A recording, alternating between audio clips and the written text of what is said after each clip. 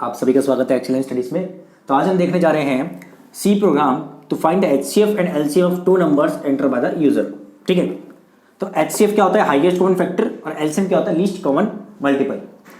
Now जो दो number enter करवाने यूजर से, मान लो मैंने ले लिया n1 n2 56 एंड 18। ओके, अगर मैं 56 को एक्सपेंड करूं तो क्या होगा? ये 2 इंटू 2 इंटू 2 इंटू 7 7 टू जा 14 14 टू जा 28 22 टू जा 56। ठीक है, अगर मैं 18 को एक्सपेंड करूं तो ये क्या होगा?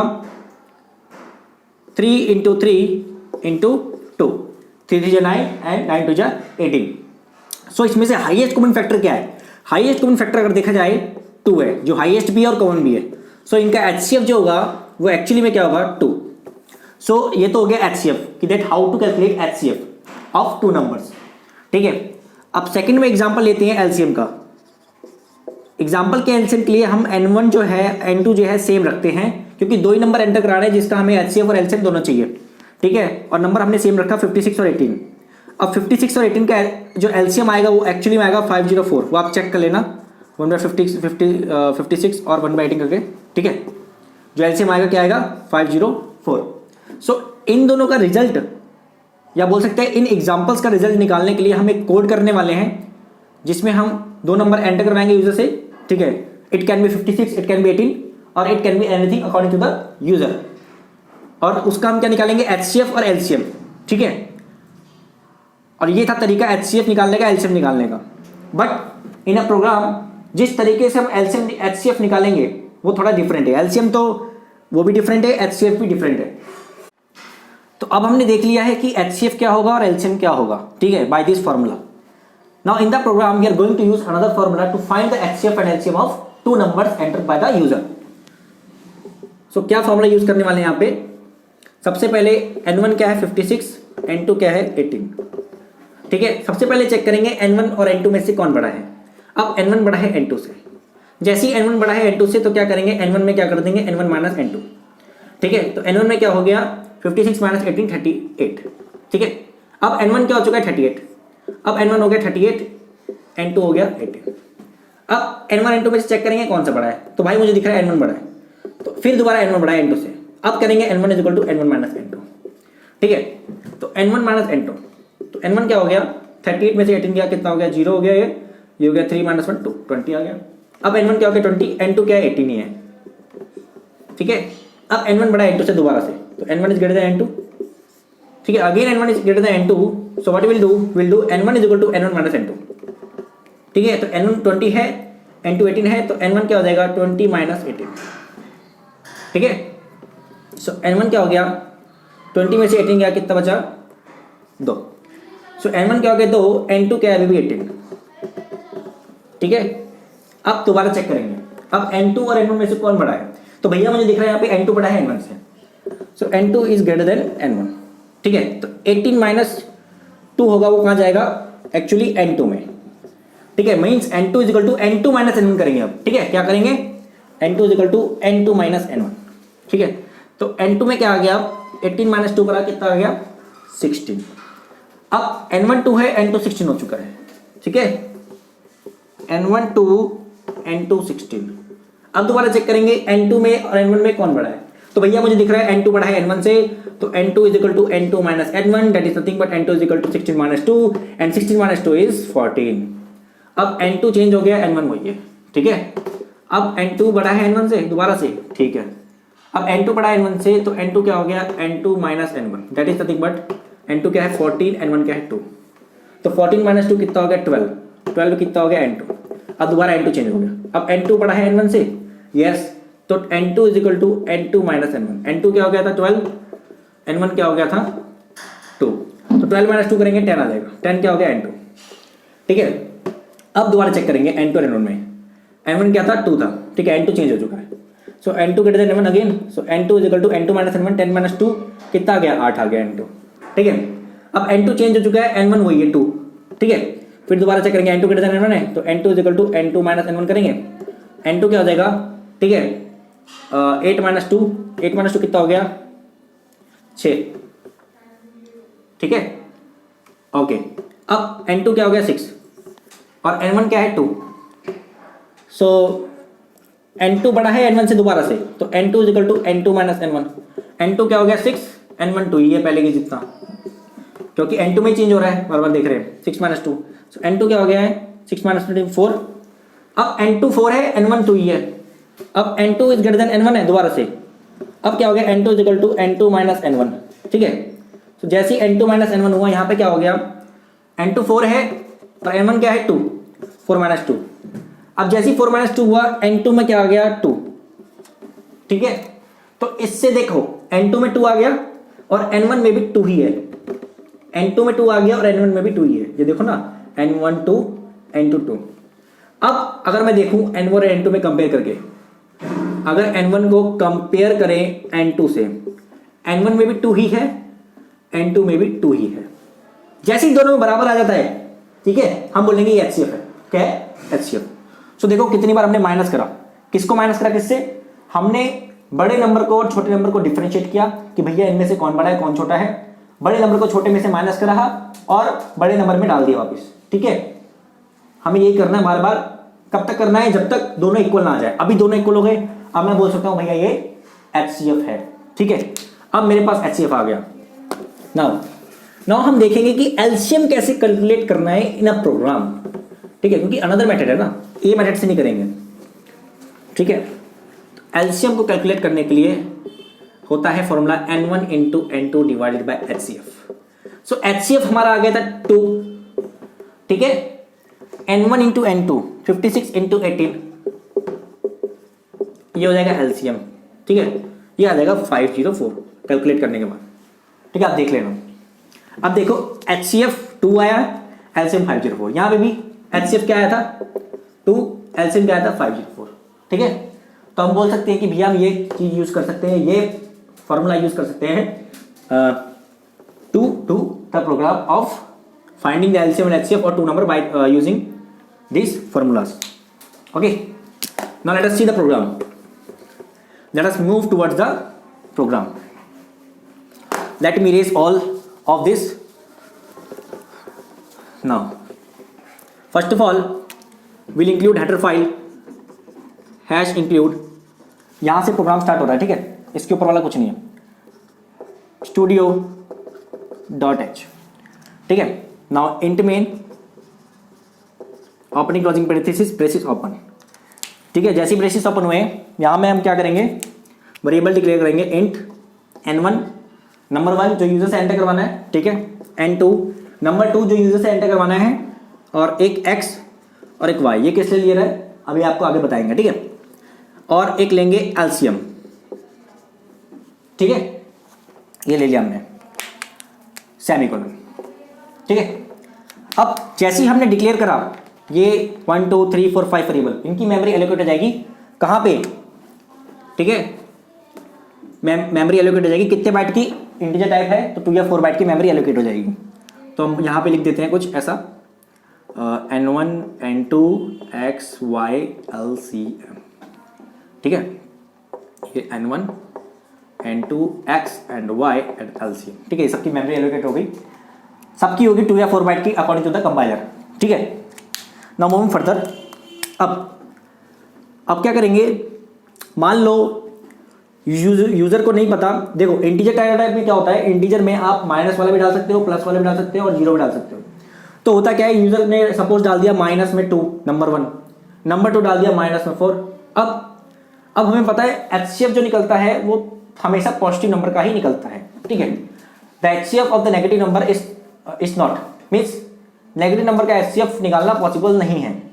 सो हम क्या करेंगे, नेगेटिव नंबर को पॉजिटिव में कन्वर्ट कर देंगे, क्योंकि हमें पता है -3 को अगर आगे एक और माइनस लगा दें तो क्या हो जाता है +3, -4 के आगे एक और माइनस लगा दें +4, तो हम यही करने वाले हैं यहाँ पे, ठीक है। तो हम क्या करेंगे, अगर यूजर नेगेटिव नंबर भी डालता है तो हम उसका HCF निकाल के दे देंगे, ठीक है, इसको पॉजिटिव में कन्वर्ट करके। तो सबसे पहले यहाँ पे कंडीशन लगाएंगे इफ, ठीक है, उससे भी पहले नंबर एंटर करवा देते, ठीक है। अभी तो मैंने एक कंक्लूजन दिया था कि अगर यूजर ने नंबर नेगेटिव में डलवा दिया तो हम क्या करेंगे, ठीक है, इफ कंडीशन में लगा देंगे और उसमें क्या कर देंगे, पॉजिटिव कर देंगे।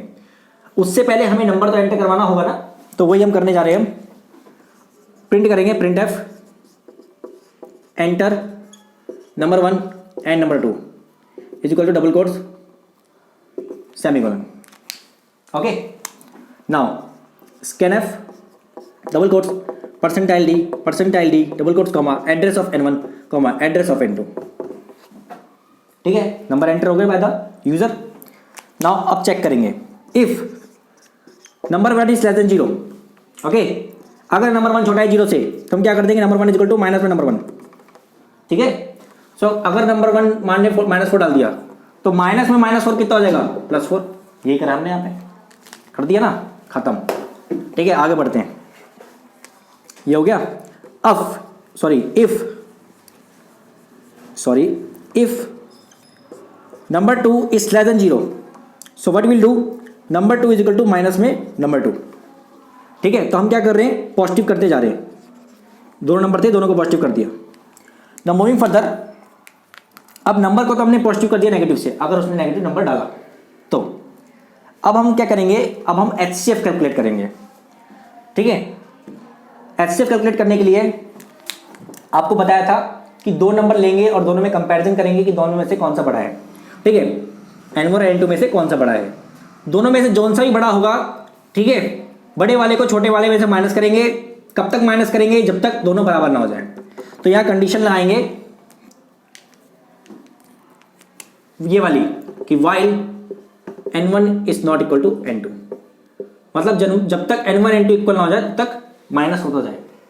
ठीक है,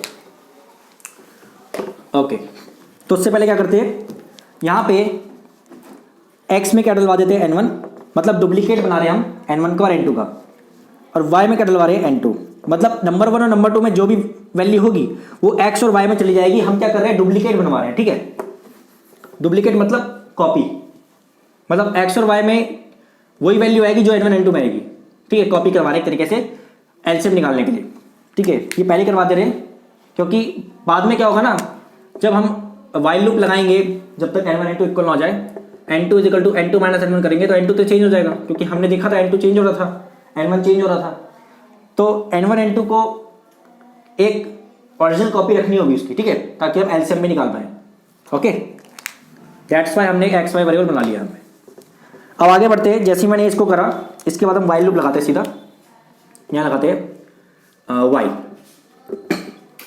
जब तक N1 जो है N2 के इक्वल ना हो जाए, N1 is not equal to N2, braces open. If N1 is greater than N2, then अगर N1 N2 से बड़ा है तो हमें क्या करना था, अभी तो बताया था आपको, हमें करना था N1 is equal to N1 minus N2. समझ आएगी बात. दूसरी condition, if N2 is greater than N1, तब क्या करना था हमें, वेरी सिंपल. तब क्या करना था हमें, तब करना था N2 is equal to N2 minus N1. वही तो करा था हमने पहले स्टार्टिंग में, जब आप देख रहे होगे, जब मैं दिखा रहा था कि HCF कैसे निकालेंगे बाय यूजिंग दिस फॉर्मूलास. ठीक है, अब ठीक है, ये लूप कब तक चलेगा, जब तक N1 N2 बराबर ना हो जाए. तो जैसे ही N1 N2 बराबर हो जाएगा तो बाहर आ जाएंगे और बाहर आके प्रिंट कर देंगे HCF is equal to percentile D double quotes comma N1. ठीक है, या N2 प्रिंट कर दो, कोई नहीं, क्योंकि N1 N2 तो बराबर हो जाएंगे बाहर आके. अब दोनों बाहर आके बराबर आ गए. ठीक है, तो इसका मतलब है N2 भी HCF है, N1 भी HCF है, क्योंकि मैंने बताया था कि दोनों बाहर आके जो बराबर हो जाएंगे और जो वैल्यू होगी उनकी जो इक्वल होगी, ठीक है, वही HCF होगा. ठीक है, इसी हिसाब से N1 N2 जैसे ही बराबर हुए तो वो HCF होगा. तो हमने लिख दिया HCF is equal to percentile D double quotes comma N1. यहाँ पे N2 भी लिख सकते हैं. ठीक है, अब एलसीएम निकालना है. एलसीएम निकालने के लिए फॉर्मूला लगा देते हैं, LCM is equal to x into Y divided by HCF. और HCF क्या है, HCF है N1 और N2, N1 और N2 कुछ भी लगा सकते हैं. सो एलसीएम मैंने बताया था कैसे निकलता है, LCM is equal to number 1 into number 2 divided by HCF. ऐसे तो निकलता है.